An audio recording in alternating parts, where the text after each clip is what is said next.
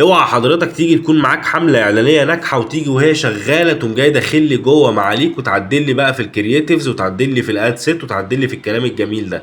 طالما الحمله شغاله معاك بنفس الكرييتيفز بنفس كل حاجه وجايبه لك نتائج تمام انت راضي عنها ولاقي ان في اوردرات او لاقي ان في شغل بتعمله من خلال الحمله دي، تسيب الحمله حضرتك لغايه لما تخلص خالص.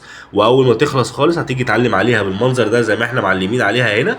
وبعد كده هتروح عند الاد سيت، هتشوف ايه اكتر اد سيت جايبه لك نتائج. وليكن انا عندي 2 اد سيت، واحده جايبه لي 166 رساله وواحده جايبه لي 64 بس. هاجي ادخل عند الكرييتيفز بتاعتي هلاقي ان في هنا عندي بوستات معينه جايبه لي اكتر نتائج. يعني عندك واحد جايب 96 رساله، واحد 45، واحد 39، وزي ما انت شايف بالمنظر ده.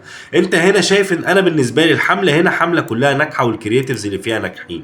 علشان اعمل مبيعات تانية واعمل سكيل اكبر هخلي الحمله الاعلانيه بتاعتي دي تخلص وبعد كده اعمل لها دبليكيت زي ما احنا عملنا في الحمله اللي شغاله دي، وازود الميزانيه بتاعت الصرف بتاعي سواء يومي او صرف شهري زي ما انا عاوز اصرف براحتي. هتلاقي ان الحمله جايبه لك نتائج احسن من غير ما تلخبط اي حاجه، وتلاقي نفسك مع الوقت بتعمل انتشار اوسع ومن غير غلطات.